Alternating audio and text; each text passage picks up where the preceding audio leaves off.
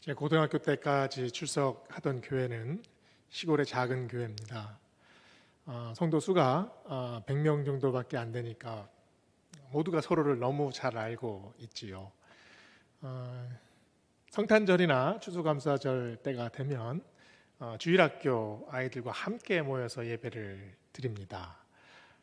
그때는 목사님이 헌금을 할 때 그 감사 헌금 봉투를 이렇게 보고 이름을 하나씩 호명해 주지 않았습니까? 그날도 목사님께서 그 헌금 봉투를 보고 이름을 호명을 하는데 고개를 갸우뚱 하시더라고요. 그러면서 이렇게 바라보시면서 윤택발 씨가 누구시죠? 이렇게 물으시는 겁니다. 처음 듣는 이름이었습니다. 그런데 요 맨 앞에 앉아있던 초등학생 하나가 저요! 하고 손을 드는 겁니다. 함께 예배를 드리던 성도들이 다 웃었습니다. 왜냐하면 그 녀석이 제 사촌 동생이었거든요. 이 녀석의 이름이 윤택발이 아닙니다.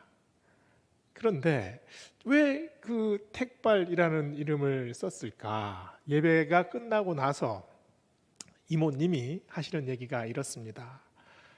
사촌 동생이 태어나고 나서 할아버지께서 이름을 지어 주셨는데 하나님께서 택하시고 하나님께서 일으키신다라는 의미로 택발이라는 이름을 지어줬다는 겁니다.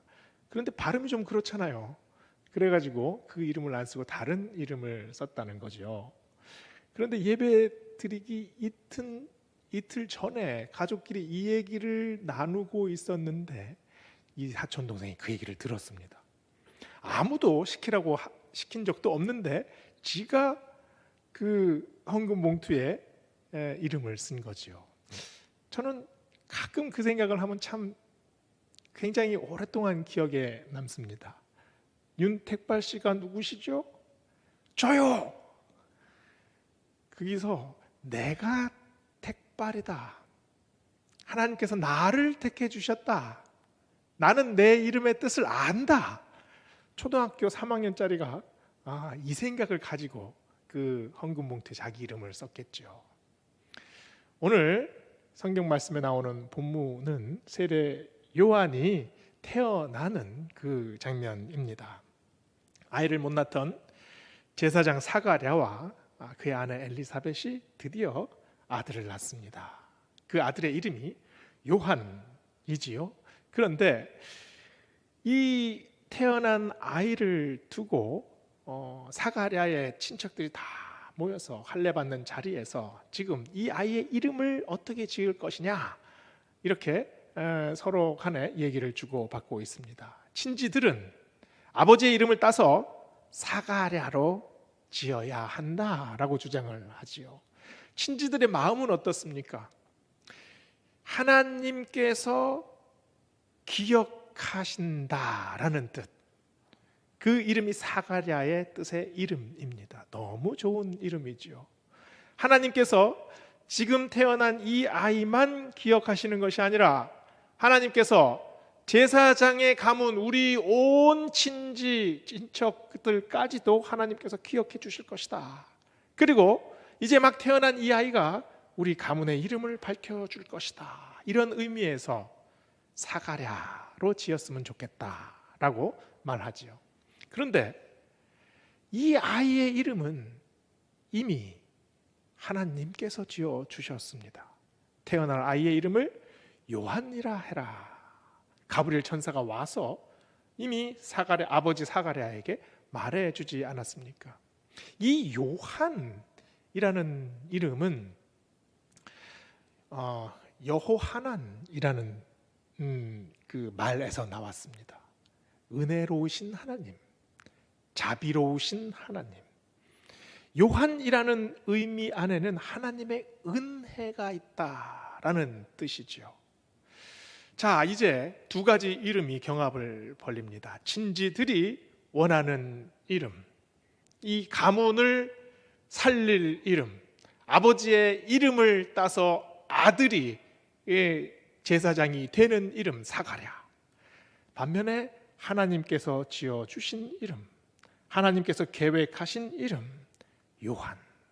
이 두 가지 이름 중에 어떤 이름을 갖게 됩니까? 요한의 이름을 갖게 되지요. 이 요한이라는 이름을 통해 하나님께서 은혜를 베풀어 주십니다.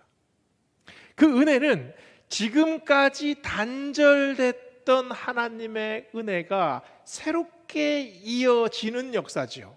지금까지 전혀 보여주시지 않았던 하나님의 새로운 광채가 지금 이 이름을 통해 새롭게 드러날 것입니다.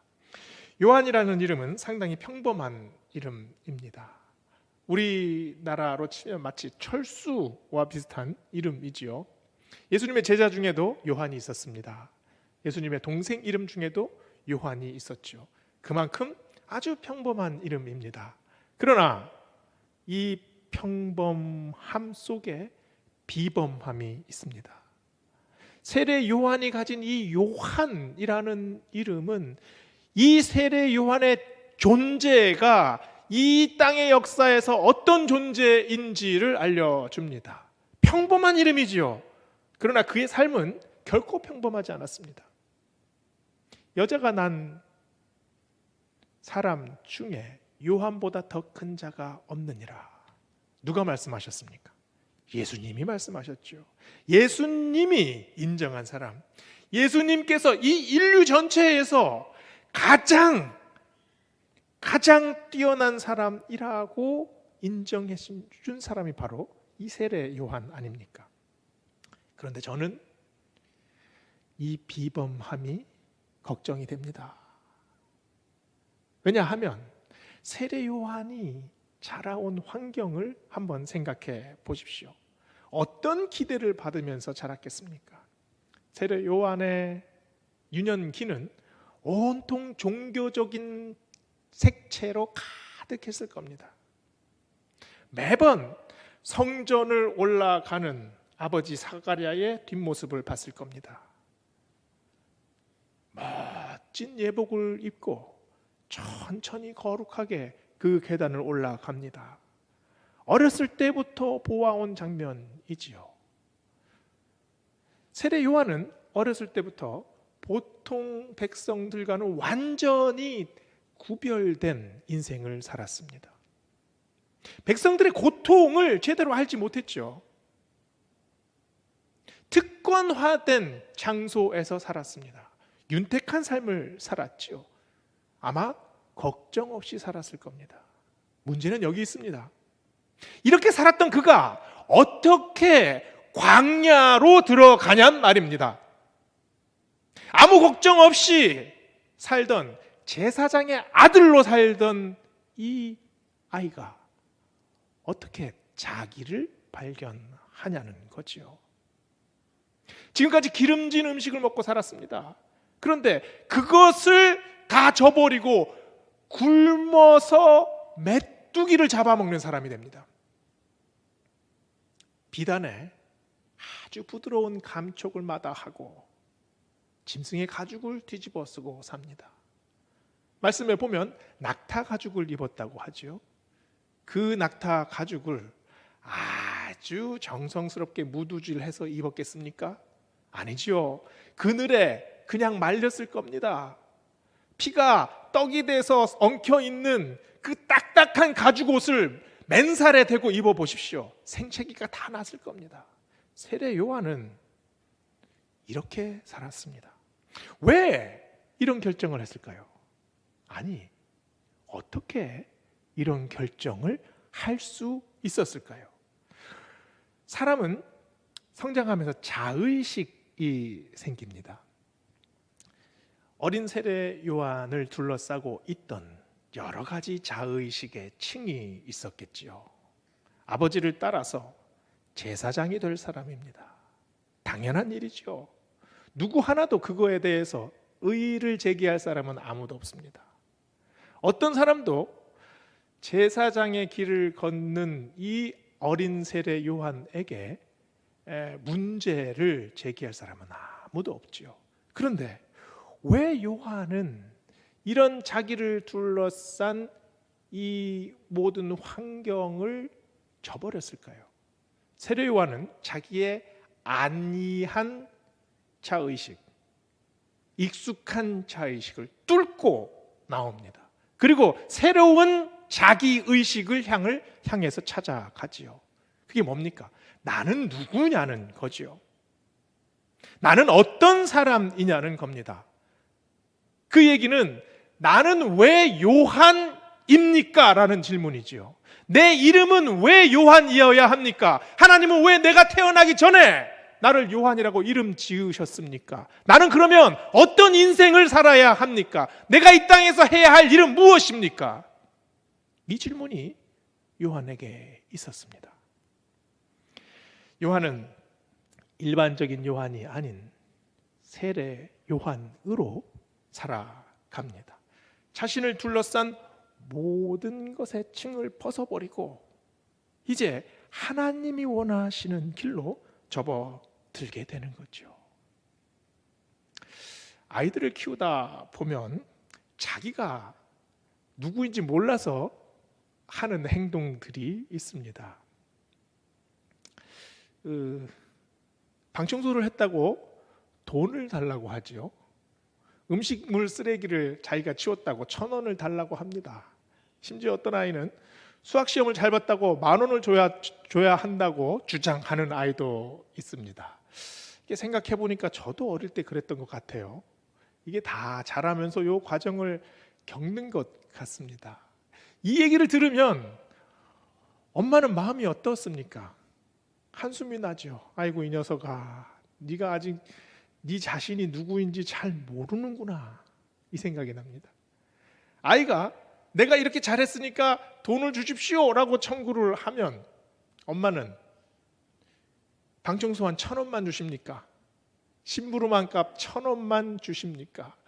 훨씬 많은 것을 주지요. 이 아이를 보면서 나는 너를 위해 내 인생을 갈아놓고 있어, 이 녀석아. 너 하나 잘 키우려고 내가 너의 걸음이 되고 있는 중이야. 엄마의 마음은 이렇지 않습니까? 그러나 아이는 모릅니다. 한번 얘기해도 알 턱이 없죠. 이 관계를 한번 보십시오. 우리와 하나님과의 관계가 사춘기를 막 겪은 이 아이와 엄마의 관계와 유사하지 않습니까? 우리는 하나님께 뭔가를 계속 요구합니다. 그리고 뭔가를 계속 불평하고 있습니다. 그런데 정작 중요한 내가 누구인지를 잘 모르고 있죠. 하나님께서 우리에게 부여하신 특권, 내가 누구입니까? 영접하는 자, 곧 그 이름을 믿는 자에게는 하나님의 자녀가 되는 권세를 주셨다고 성경은 말합니다. 우리가 누굽니까? 우리가 하나님의 자녀입니다. 그런데 이 특권이 얼마나 큰 은혜인지 우리가 제대로 알지 못하고 살아요. 우리가 신앙생활 한다는 것은 이 은혜를 하나씩 하나씩 깨달아가는 과정입니다. 평생을 두고 우리가 이 은혜의 깊이를 알아가야 하지요. 평생을 거치면서 하나님께서 나를 얼마나 사랑하셨는지 깨닫고 또 깨닫고 또 깨달아야 합니다. 이것이 우리가 걸어가야 하는 믿음의 길 아니겠습니까? 요한이라는 이름의 뜻이 하나님의 은혜지요. 요한이라는 이름에서 하나님의 은혜가 시작이 됐습니다. 오늘 말씀을 가만히 보면 이 세례 요한의 아버지 사가랴가 10달 동안 입이 막힙니다.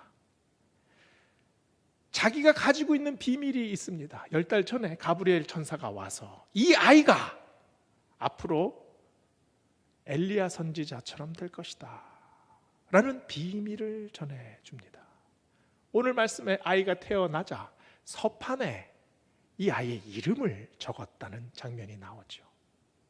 요한, 하나님의 은혜, 이 이름을 서판에 적었습니다. 드디어 천사가 전해준 말을 할 수 있게 되었죠. 왜냐하면 오늘 말씀에 보면 입이 열리고 혀가 풀렸다라는 구절이 있습니다. 드디어 아버지 사가랴는 비밀의 빗장을 엽니다. 비밀을 발설하게 되죠. 그런데 그 비밀이 어떤 비밀입니까? 아기의 이름이 요한이라는 사실이 비밀입니까? 아니면 가브리엘 천사가 아무도 모르게 나만 찾아왔다는 게 비밀입니까? 어떤 것이 비밀입니까? 그 비밀은 이런 비밀보다 훨씬 원대한 비밀입니다. 하나님께서 이제 400년간의 침묵을 뚫고 처음으로 아버지 사가랴에게 말씀을 전해줬습니다. 지금까지 하나님께서 꿈쩍도 하지 않으셨습니다. 400년 동안 마치 큰 바위처럼 아무 미동도 하지 않으셨습니다. 그런데 하나님이 이제 움직이십니다. 하나님께서 이제 말씀을 전해 주십니다. 하나님께서 이제 이 세례 요한을 통해 처음으로 400년간의 그 기나긴 침묵을 뚫고 하나님의 예언의 말씀을 본물처럼 우리에게 내려주실 거죠. 이게 바로 비밀입니다. 이 빗장이 지금 풀리게 되는 거죠. 세례 요한, 이 아이가 태어날 때의 그 울음 소리는 어떤 울음이었을까요? 그 울음소리에 복음의 첫 외침이 있습니다. 세례 요한은 자신을 어떤 사람이라고 지칭합니까? 나는 외치는 자의 소리다라고 얘기를 하죠. 세례 요한의 아버지 사가랴는 10달 동안 입이 막혔다가 처음으로 입을 열었습니다. 아버지도 첫 소리를 하나님께 받은 그 메시지를 전했죠. 아들도 외치는 자의 소리였습니다. 이 두 부자가 함께 소리가 돼서 외칩니다. 그 외침은 뭘까요? 메시아가 오신다. 누구에게 오십니까? 다름 아닌 우리에게 이제 메시아가 오신다. 이제 우리에게 예수 그리스도께서 오신다. 바로 이 외침입니다. 세례 요한이 아기가 되어서 태어나는 장면, 그 장면은 마치 복음의 서곡과도 같습니다. 웅장한 교향곡이 시작되기 전에 아주 낮은 음으로 시작되는 전주곡, 이것이 바로 세례 요한이죠. 세례 요한은 소리로 존재했습니다. 그러나 그 소리는 오로지 예수 그리스도를 위한 소리였지요. 아버지 사가랴도 마찬가지입니다. 많은 사람들이 이 소리를 들었습니다. 오늘 말씀 65절 66절은 이렇게 전하죠. 근처에 사는 자가 다 두려워하고 이 모든 말이 온 유대 산골에 퍼지매 라는 구절이 있습니다. 그런데 왜 두려워했을까요? 아버지 사가랴의 소문 때문에 두려워했습니까? 이 아기 세례 요한 때문에 두려워했습니까? 아니죠. 하나님께서 이제 말씀을 전하신다는 사실에 사람들이 두려워하기 시작했습니다. 이 오랜 기간의 침묵을 깨고 하나님께서 드디어 말씀하시는 것이 사람들에게 두려움이 됐지요. 그러면 세례 요한은 자신을 어떻게 평가했을까요? 세례 요한은 아기 때부터 하나님께서 주목하셨습니다. 아장아장 걸을 때 하나님께서 보셨고요. 산과 들을 휘저으면서 뛰어다닐 때 하나님께서 함께 하셨습니다. 나이가 점점 들어서 갈등하고 반항하고 의심할 때에도 하나님께서 함께 하셨습니다. 세례 요한이 참으로 좌절하고 아주 깊은 어둠에 빠져 있을 때도 그때도 하나님께서 함께 하셨습니다. 오늘 말씀 66절에 하나님이 이렇게 말씀하시죠. 이는 주의 손이 그와 함께 하심이라. 세례 요한이 탁월했기 때문이 아닙니다. 세례 요한이 특별했기 때문이 아닙니다. 하나님께서 이 아이를 선택하셨고 선택한 아이를 하나님께서 쓰시기 위해 항상 함께 하셨다는 거죠. 두라 유로포스라는 고대 도시가 있습니다. 시리아의 남쪽에 있는 사막 지형에 있는 아주 오래된 고대 도시인데요. 이 도시가 그 3세기 경에 완전히 역사 속에서 사라졌습니다. 그런데 1920년대 이 1차 세계대전 중에 이 영국군들이 시리아 인근에서 참호를 파다가 우연히 이 고대 도시를 발견하게 됩니다. 그래서 고고학자들이 와서 이 모래 더미를 다 치우고 이렇게 봤더니 현존하는 가장 초기의 그 예배당이 발견되었습니다. 그 예배당에 여러 가지 벽에 이 프레스코와 비슷한 그 그림들이 성화들이 막 발견되었는데요. 굉장히 특이한 그림들이었습니다. 그 성화의 내용은 모리아산 꼭대기에서 아브라함이 제단 앞에 아들 이삭을 이렇게 바치는 장면입니다. 그런데 그 그림 이 오른쪽으로 거대한 손이 두 개가 이렇게 나와 있습니다. 홍해 앞에서 모세가 지팡이를 딱 들고 서 있는 장면이 그려져 있어요. 그런데 그 홍해 위로 거대한 손이 두 손을 쫙 펴고 나타나 있습니다.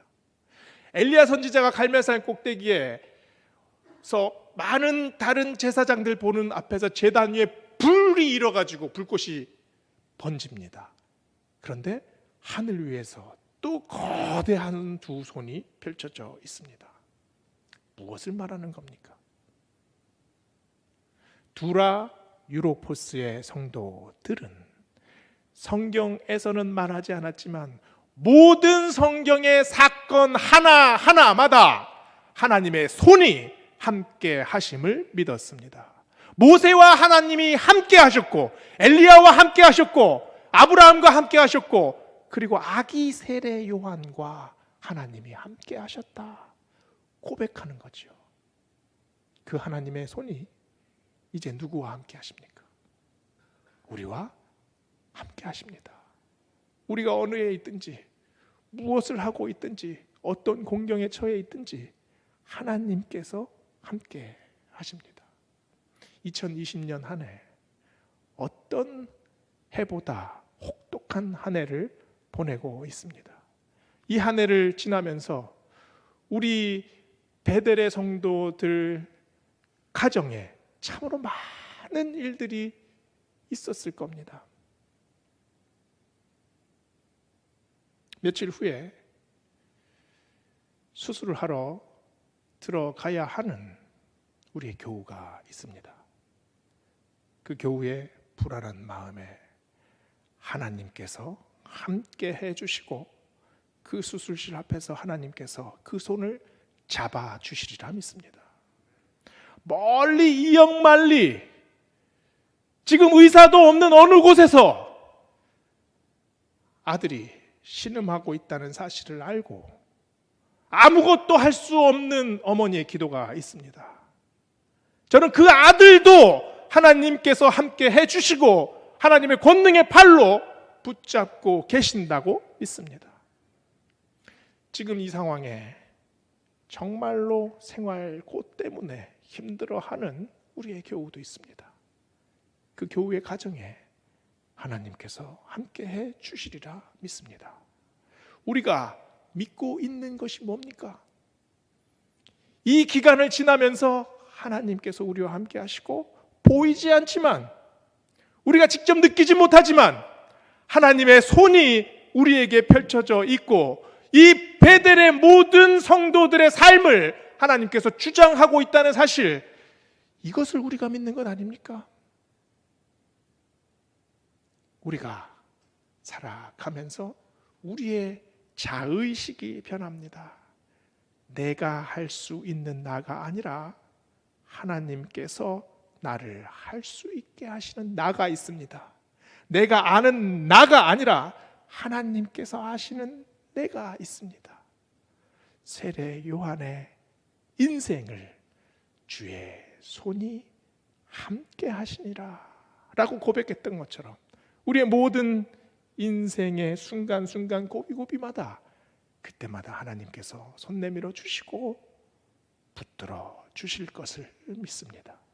올 한 해도 이 믿음으로 버티시고 다가오는 한 해, 이 대림절을 지나면서 하나님의 은혜를 소망하는 우리 베델의 모든 성도들 되시기를 축원합니다. 기도하시겠습니다.